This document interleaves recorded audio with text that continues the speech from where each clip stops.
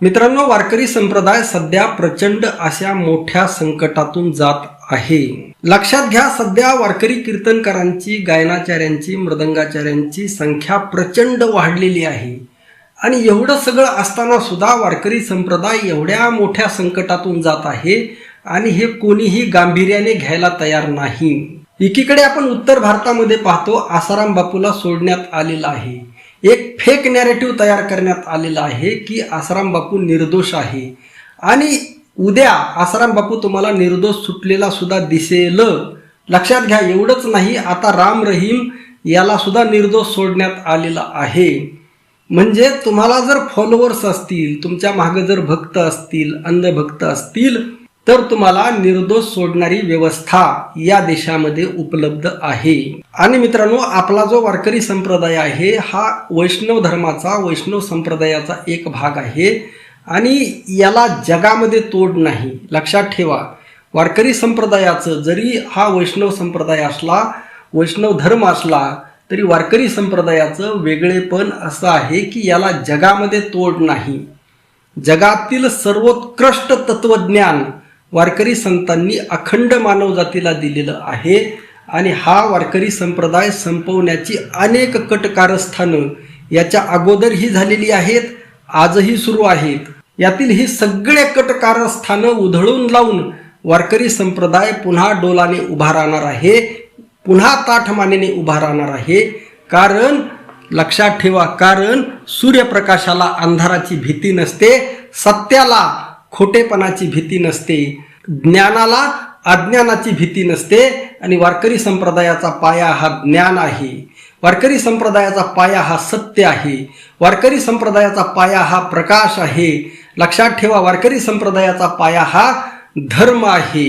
परंतु वारकरी संप्रदायाच्या तत्वज्ञानामध्ये जी भेसळ करण्यात येत आहे, उत्तर भारतीयांकडून जे संक्रमण झालेलं आहे, आज मी तुम्हाला पुराव्यासहित दाखवून देऊ शकतो की वारकरी संप्रदायामध्ये सुद्धा अनेक महाराज मंडळी आहेत जे आसाराम बापूचे समर्थक आहेत, अनिरुद्धाचार्याचे समर्थक आहेत, अगदी धीरेंद्र शास्त्री या पाखंडीचे समर्थक आहेत. असे अनेक लोक आहेत. प्रदीप मिश्रा असेल, या भोंदूंच्या कथा वारकरी संप्रदायाच्या व्यासपीठावर महाराष्ट्रामध्ये होत आहेत. हे वारकरी संप्रदायावर आलेलं सगळ्यात मोठं संकट आहे, परंतु अनेकांच्या हे लक्षात येत नाही. आता 1 वर्षापूर्वीच एका महाराजाच्या ज्या काही क्लिप बाहेर आल्या होत्या, त्याच्यावर मी व्हिडिओ बनवला होता. त्याचं नाव काय, मी तो व्हिडिओ बनवलेला आहे. आणि आज परत तो महाराज उघडपणे त्याच्या क्लिप्स असताना, त्या क्लिप्स सोशल मीडियावरती व्हायरल झालेल्या असताना, अनेकांनी त्याच्यावर टीका केलेली असताना सुद्धा आज परत तोच महाराज कीर्तन करताना दिसत आहे. अखंड हरिनाम सप्ताहामध्ये कीर्तन करताना दिसत आहे. म्हणजे कुठेतरी जे बंधन असायला पाहिजे ते बंधन वारकरी संप्रदायामध्ये राहिलेलं नाही.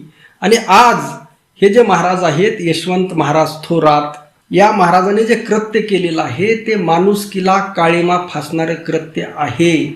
लक्षात घ्या, अगदी ते शब्द सुद्धा माझ्या जिभेवर उच्चारू वाटत नाहीत, अशा पद्धतीने माणुसकीला काळीमा फासण्याचं कृत्य या महाराजाने केलेलं आहे. आणि अशा पद्धतीने जर वारकरी संप्रदायामध्ये जर घडत असेल, आणि पुन्हा अशांचा, लक्षात घ्या, अशी जी माणसं आहेत ही तुम्हाला प्रत्येक धर्मामध्ये दिसतील. याच्या अगोदरही अनेकांची अशी कांड बाहेर आलेली आहेत. मग तो मौलाना असेल, पाद्री असेल किंवा अन्य कोणत्याही धर्माचा धर्मगुरू असेल, सगळीकडे हे आहे. परंतु प्रत्येक धर्माची ही पंचायत आहे की आपल्यावर आलं की दुसऱ्याकडे बोट दाखवायचं. मी सोशल मीडियावरती एक जणाने पोस्ट केली होती या महाराजाच्या विरोधामध्ये. खाली एक कॉमेंट लगेच आली अंधभक्ताचे, बघा तुम्हाला हो पाद्री दिसत नाही का, तुम्हाला हे मौलानाचं कृत्य दिसत नाही का. अरे बाबा, मौलानाने केलं म्हणून, पाद्रीने केलं म्हणून या महाराजाला सूट आहे का? हा कसला अजब गजब तर्क लावणारी माणसं जर असतील तर हे फार फार भयानक आहे. आणि या सर्व गोष्टींचा वारकरी संप्रदायाने विचार करणं गरजेचं आहे. आणि असे जे माणसं असतात, निवडक माणसं, विकृत माणसं, काळीमा फासणारी माणसं सगळ्या काळामध्ये, तुकाराम महाराजांनी सुद्धा त्या काळामध्ये वर्णन केलेलं आहे. रसशिष्णाचे अंकित, तुका म्हणे वर्दळ स्फीत, असे अनेक प्रमाण आहेत. लक्षात ठेवा, ही अनेक वर्षापासूनची परंपरा आहे, ही भविष्यात सुद्धा चालू राहणार आहे. परंतु अशांना खड्याप्रमाणे उचलून बाजूला केलं पाहिजे, परंतु ते होताना दिसत नाही. आणि उलट उत्तर भारतीय जे संक्रमण आणणारे जे लोक आहेत त्यांना तुम्ही व्यासपीठ देता, मोठमोठाले व्यासपीठ देता. लक्षात घ्या. आणि हे फार भयानक आहे. याचा वारकरी संप्रदायातील ज्येष्ठ मंडळींनी विचार करणं गरजेचं आहे. परंतु एकीकडे ज्यावेळेस आपण ज्येष्ठ मंडळींकडे पाहतो तेच या उत्तर भारतीयांना स्टेज देताना दिसत आहेत. म्हणजे एकीकडे एकतर जी विकृत विचारधारा आहे, विषमतावादी विचारधारा आहे, आणि छत्रपती शिवाजी महाराजांची, वारकरी संतांची बदनामी करणारी जी विचारधारा आहे त्या विचारधारेला सुद्धा थारा देण्याचं काम अनेक महाराज मंडळी करताना दिसत आहे. या निमित्ताने चिंतन होणं गरजेचं आहे, चिंतन शिबिरे होणं गरजेचं आहे, एकत्रित परिषदा घेणं गरजेचं आहे, यावर खुलेपणाने चर्चा होणं गरजेचं आहे, खुलेपणाने बोलणं गरजेचं आहे. आणि असे जे वाईट तत्व आहेत यांना संप्रदायातून या लोकांची हकलपट्टी करणं गरजेचं आहे. कारण येथील लाखो लोक तुमच्याकडे आशेने पाहत आहेत. केवळ महाराष्ट्र नव्हे, केवळ भारत नव्हे, सगळ्या जगाला आज फक्त कोणाकडून आशा आहेत तर त्या केवळ आणि केवळ वारकरी साधू संतांकडून आहेत. आणि त्यांचंच तत्वज्ञान झाकाळून ठेवलं जात आहे. आणि 90% आज कीर्तनकार कीर्तनामध्ये काय पसरवत आहेत? अंधश्रद्धा, कर्मकांड, अज्ञान, असत्य, पाखंड हे पसरवण्याचं काम करत आहेत.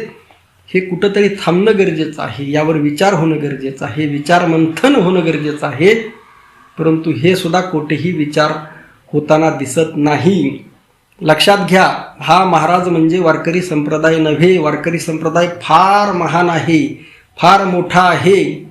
आणि अनेक चांगले वारकरी, चांगले महाराज मंडळी, लक्षात ठेवा, अगदी संतावर जीवापाड प्रेम करणारे, त्या पद्धतीने आचरण करणारे अनेक महाराज मंडळी वारकरी संप्रदायामध्ये आहेत. त्यामुळे लोक हो, तुम्ही सुद्धा जागे व्हा. जसे तुम्ही तसे महाराज असं होतं. तुम्हीही त्या चंद्रग्रहणामध्ये, अंधश्रद्धेमध्ये, कर्मकांडामध्ये, पाखंडामध्ये, अज्ञानामध्ये, चमत्कारामध्ये बुडालेले आहात. आणि त्यामुळे तुम्हाला जे हवं आहे तोच खुराक देण्याचं काम हे महाराज मंडळी करताना दिसतात. याचा विचार जनतेने सुद्धा करणं गरजेचं आहे. आता या महाराजांचा निषेध करावा तेवढा कमी आहे आणि यावर वारकरी संप्रदायाने विचार करणं गरजेचं आहे. आपलं मत नक्की कळवा. रामकृष्ण हरी. जय जगद्गुरू, जय शिवराय, जय भीम.